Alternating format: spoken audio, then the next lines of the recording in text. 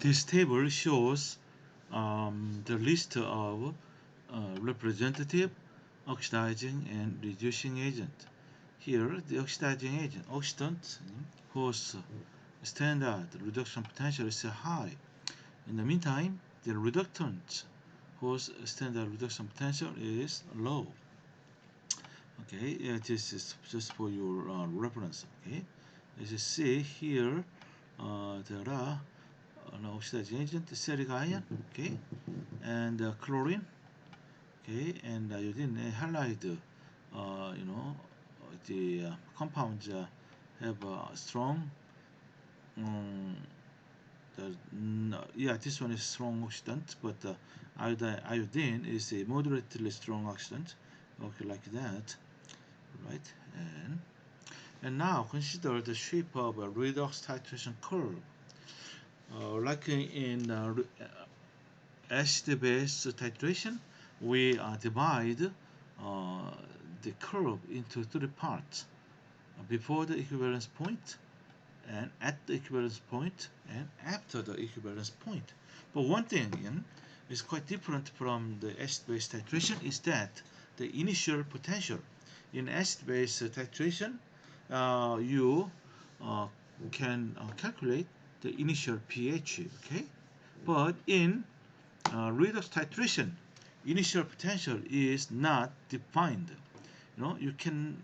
It is not true that you cannot calculate, but it's not defined because initially we simply we assume only one kind of species, the ferrous ion oxidation with the acetic ion.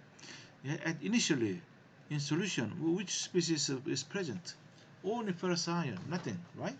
With one species, yeah, with this species, this analysis equation is not defined. Okay, so it is silly to calculate the initial potential. Okay, but as long as you the titrate, yeah, the ferric ion, and then this one ferrous ferric ion is formed. Okay, and here the since you measure the cell potential, okay, the potential between indicator electrode and reference electrode. Okay, uh, so we use this one, this equation: E equals E plus minus E minus. Okay, and uh, in the previous equation, we can calculate using ferrous and ferric ion species. Okay, why? Yeah, when you add ferric ion into the ferrous ion, I mean that this is before the equivalence point, and then there are enough ferrous ions in the solution. And since we are considering before the equivalence point, the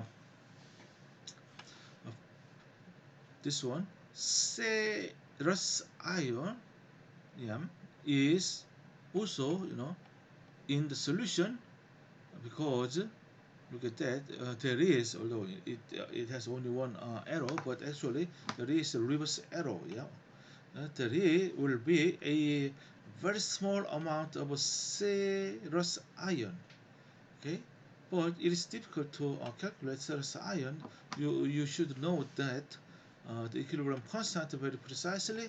But instead, before the equivalence point, then instead of using ferric and ferrous ion, you use ferrous and ferric ion. Okay, ferric ion is there because uh, of the oxidation of the ferrous ion, and ferrous ion is still there because there are more ferrous ion than ferric ion. Okay, and this part, this E plus part is here. Okay, and then since you use SE, now you take the difference, so you have to subtract this SE potential. All right, yeah.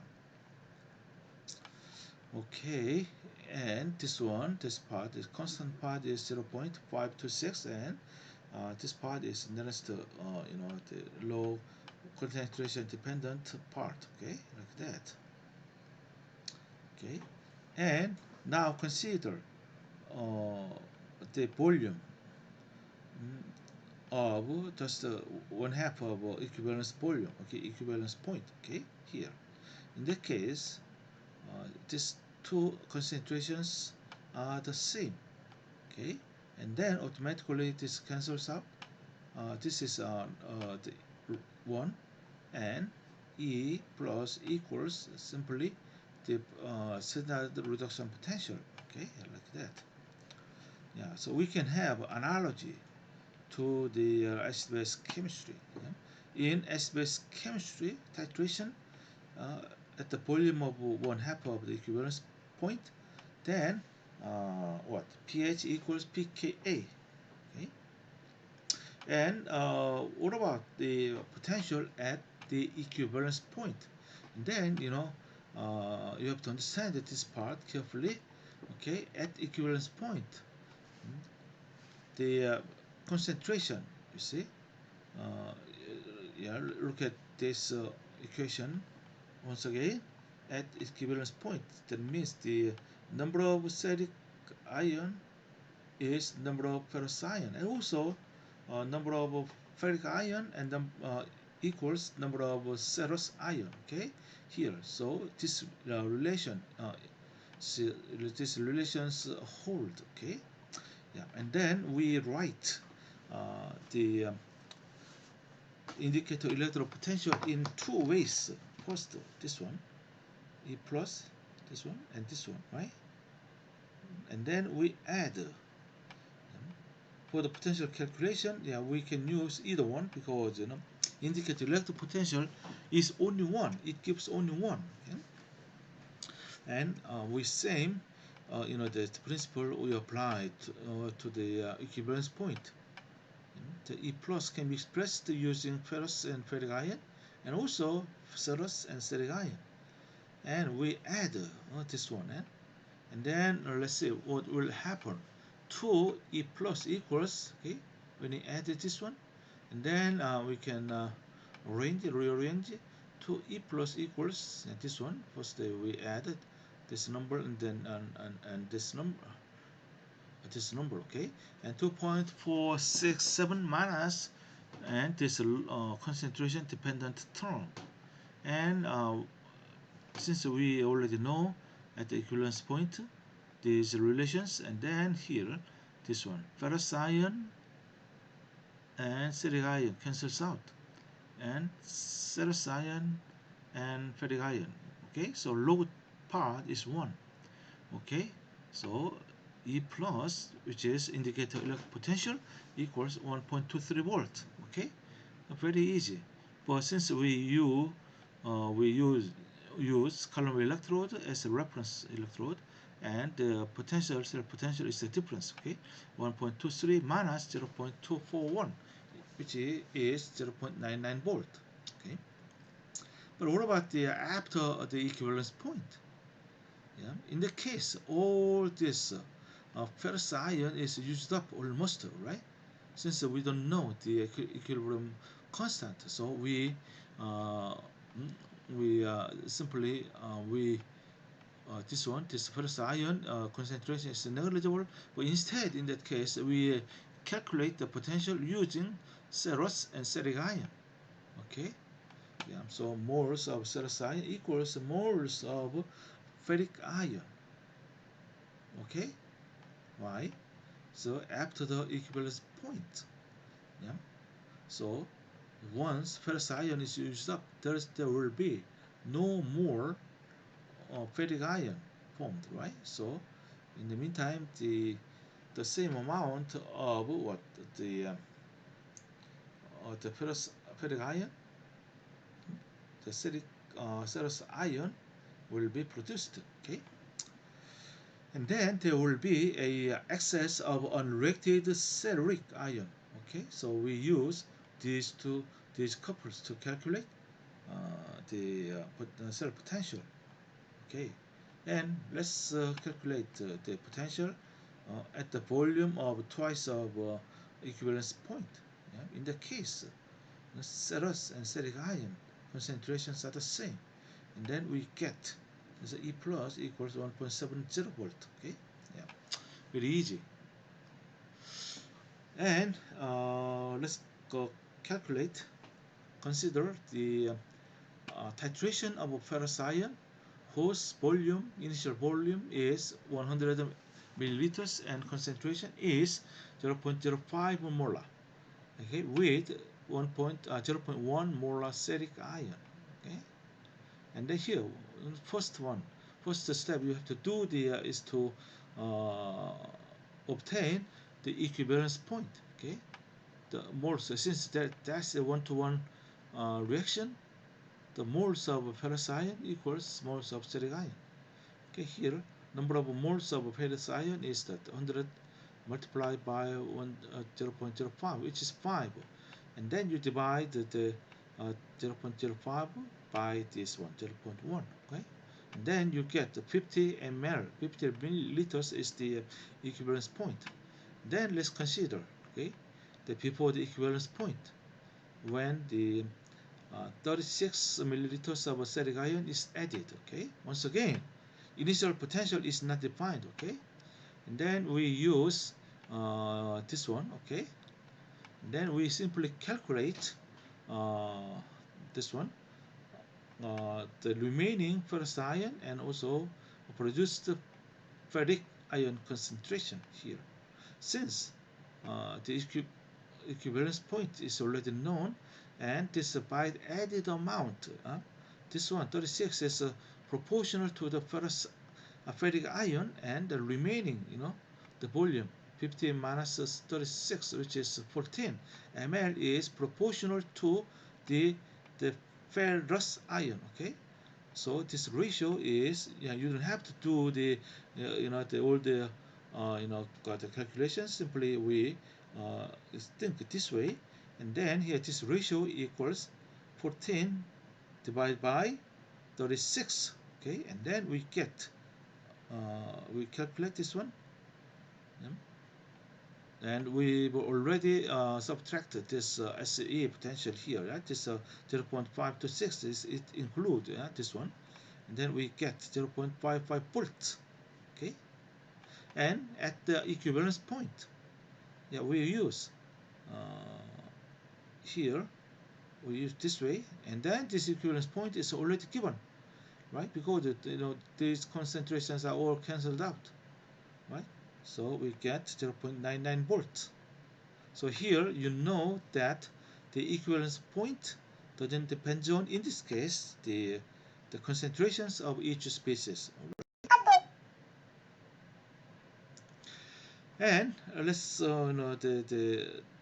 the next case is that after the equivalence point, when the ferric ion, 13 milliliters of ferric ion is added, more, which means that 63 ferric ion is added, 13 milliliters of ferric ion is in excess.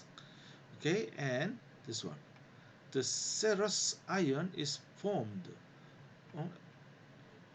when you add the 50 ml, right? But 13 ml, which is the 63 minus 50. Now, this is proportional to ferric ion. So concentration ratio is given by this one. Okay, yeah. And then what? And then we calculate this cell potential, which is 1.70 minus this concentration dependent term, and minus the SE potential. And then we get this one, 1.424 volt, and this is the cell potential. And this one, this figure shows the titration curve. As you see, the titration curve is just like acid-base titration curve. Okay, at first, the potential, changes slowly, and near the equivalence point, there will be a large jump in potential. Okay, and then it slow down, and then equivalence point is in the middle of this step here. Yeah, in acid-base chemistry titration, and also in complex you know com complex formation titration, yeah, with the EDTA. The equivalence point is all the time at the center of this step, okay? But here in the redox titration, this equivalence point may be at the center, or maybe not, okay? You'll see soon, right? Here, why in this case is just a center, right? The ratio here, this part and this part is 1 to 1, yeah? Because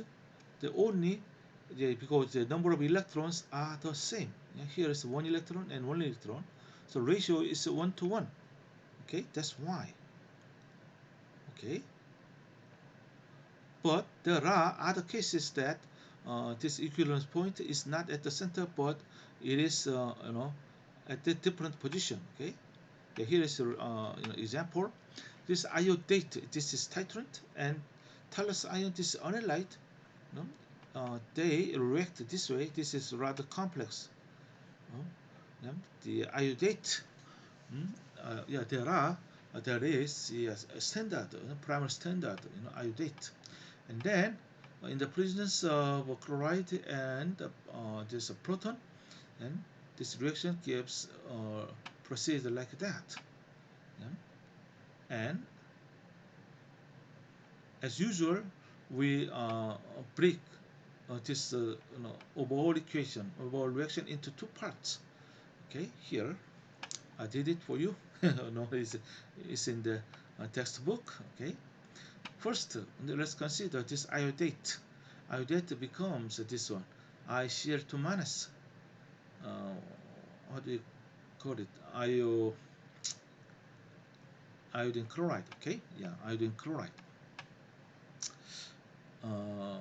Then this one iodate becomes ICl2 minus, and then now you balance, you make the mass balance and charge balance here. Okay, the answer is this one. Okay, there are 6 protons involved and 4 electrons involved. Okay, why 4? Here this the oxidation state of iodine is +5. In this case, what? +1. So there are 4 electrons involved. Okay, then E0 is 1.24 volts. In the meantime, this thallium and tallus and thallic ion, right? This is quite simple. This thallic, the trivalent thallium ion, accept 2 electrons to become tallus ion. Okay, and there are only 2 electrons, and E0 value is 0.77 volt.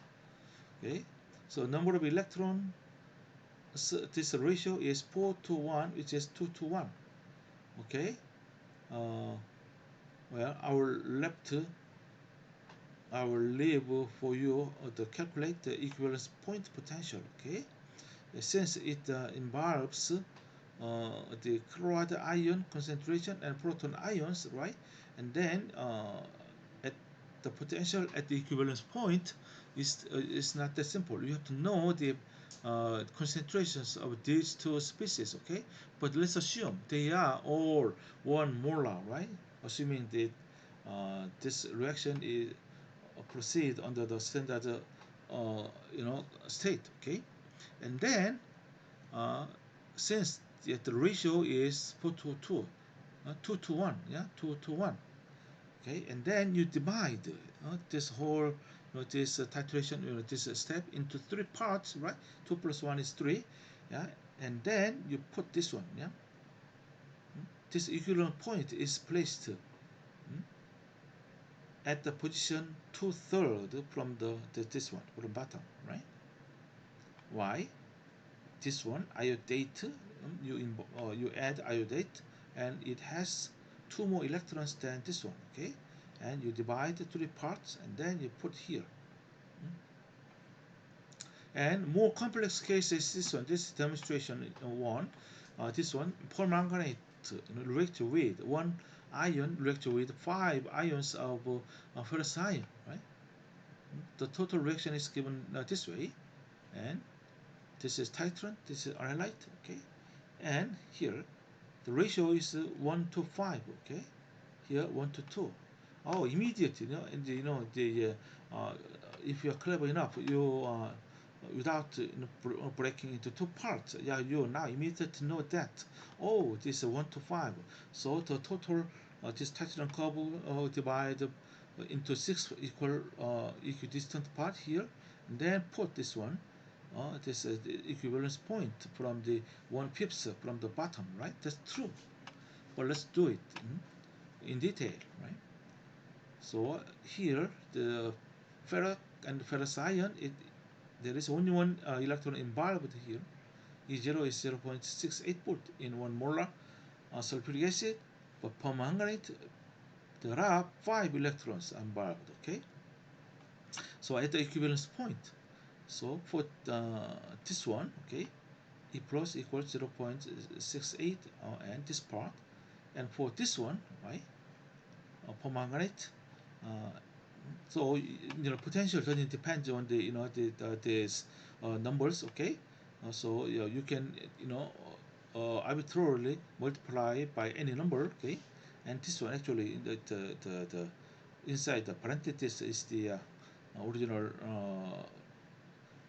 what the nice equation, yeah? And it is given by this one, and to add with this one, right, you have to multiply by 5, huh? Because this one is denominator is 1, but this is 5, and after multiplying this one by 5, you get this one, and then add these two equations. 6e plus equals, okay, and 8.215 minus 0.05916 log and this part, okay. And at the equivalence point here, look at that, the number of moles of permanganate, what, this first ion, it exists, 5 more 5 times more than this permanganate, okay. So this one holds, and also in the product part, okay, at the equivalence point, the concentration of ferric ion is 5 times higher than this one manganese ion, okay, like that. Okay, now this one cancels out, and let me see, this one and this one, and then only this proton concentration is left, okay. And then for the sake of simplicity, let's assume this proton concentration is 1 molar, okay. And then E plus here, we calculate to be 1.369 volts. Since we assume that SE is used, right, and we subtract this one, and then we get 1.128 volt here. Then shape is like that, and you divide this part into 6, and then we put here the equivalence point, and the potential is this one, okay. So you carefully read this demonstration, okay. Okay, let's stop here.